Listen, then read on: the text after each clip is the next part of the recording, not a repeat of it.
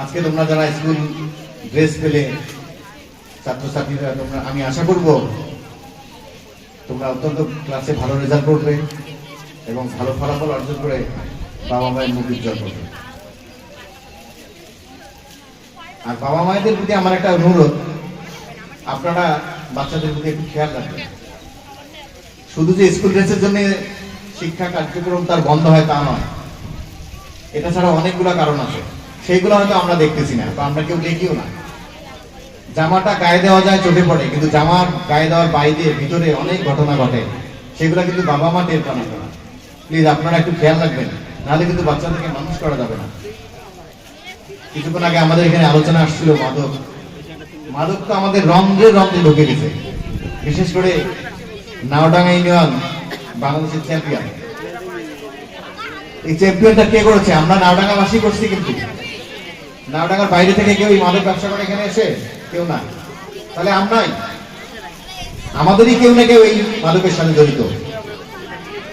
হয়তো আমার আপনার পক্ষে একা বা মুষ্টিমেয় কয়েকজনের এই মহামারী থেকে উদ্ধার করা আমাদের সম্ভব নয়, কিন্তু আমরা যারা অভিভাবক আছি, আমাদের নিজেদের ছেলে মেয়েদের প্রতি এতটাই খেয়াল রাখতে হবে যাতে কমপক্ষে ওইদিকে না যায়।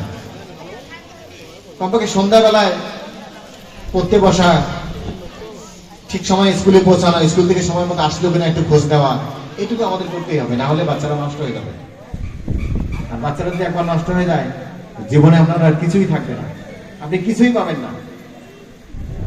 একটা নষ্ট সন্তান বাবার কাছে যে কত বড় বোঝা, তার যার সন্তান নষ্ট হয়েছে উনি জানেন এই কত বড় বোঝা। পুলিশে ধরতে আসলে বলা যায় না যে এটা আমার সন্তান। অনেক বাবাকে আমি দেখেছি পরিচয় দেন না, পুলিশ ধরে নিয়ে যাচ্ছে, পাশ থেকে আমরা ছেলেকে ধরে নিয়ে যাচ্ছে, না আমার ছেলে না। কতটা কষ্ট পেলে একটা বাবা ছেলের সামনেই বলতে পারে এই ছেলে আমার না।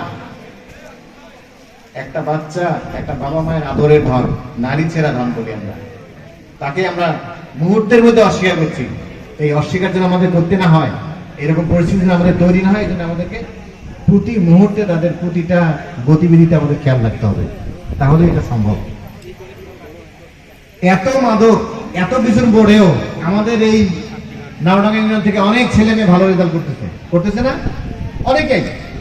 এবারে আমাদের মানে খুবই আনন্দের বিষয় যে আমাদের নাওডাঙ্গা ইউনিয়ন থেকে আমরা মেডিকেলের চান্স পেয়েছি।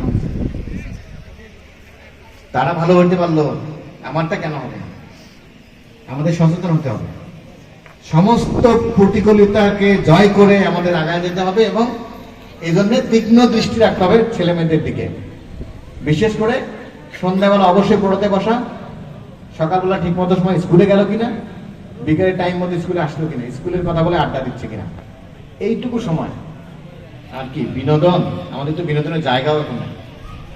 তারপরেও অনেক স্কুলে আমাদের মাঠ আছে, স্কুলে আছে, কোনো স্কুলে আছে, সবগুলো আমাদের দিকে প্রায় স্কুলে মাঠ আছে, বিকেলে একটু খেলতে একটু সুযোগ করে দেওয়া, তাহলে বোধহয় আমার মনে হয় কিছু বাচ্চাকে হয়তো আমরা সার্ভাইভ করে নিয়ে আসতে পারবো।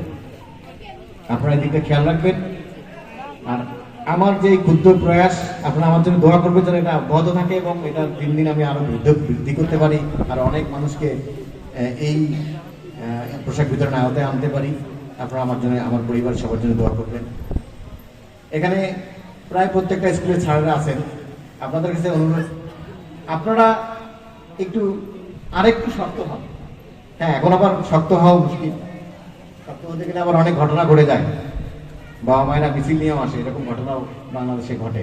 তারপরে আমার মনে হয় আপনাদের দায়বদ্ধ থেকে আপনি যেন আপনার নিজের বিবেককে বলতে পারেন যে আমার কর্তব্যটুকু যেটুকু ছিল আমি সেটুকু কমপক্ষে করতে পেরেছি। এটুকু আপনাদের কাছে আমার অনুরোধ, আপনারা এটুকু দেখবেন। একজন শিক্ষক ইচ্ছা করলে অনেক কিছু করতে পারেন, সদিচ্ছার অভাব যে শিক্ষক মন্ডলী আছেন ওনাদের যে সদিচ্ছার অভাব তা না, পরিবেশ পরিস্থিতির কারণে ওনারা এটা করতে পারেন না। এই পরিবেশটা আমরা দেব, আমরা যারা অভিভাবক আছি, আমরা যারা সচেতন মহলের মানুষ আছি, আমরা শিক্ষক মহোদয়কে এই পরিবেশটা দেওয়ার চেষ্টা করবো যাতে ওনারা কমপক্ষে শাসনের মধ্যে রেখে হলেও আমাদের বাচ্চাদেরকে মানুষ করে দিতে পারেন। আমরা আজকের এই অনুষ্ঠান আয়োজনে আমাদের অনেক ভুল ত্রুটি আছে, বিশেষ করে ফ্রেন্ডশিপ ওয়েলফেয়ারের সকল সদস্যরা কয়েকদিন ধরে নিরলস পরিশ্রম করে আজকের এই অনুষ্ঠানটাকে এই পর্যায়ে নিয়ে আসছেন, এই জন্য তাদের সবাইকে আমি আন্তরিক অভিবাদন জানাচ্ছি, ধন্যবাদ জানাচ্ছি। আজকের অনুষ্ঠানে যারা উপস্থিত আছেন তাদের প্রতি কৃতজ্ঞতা জানাচ্ছি।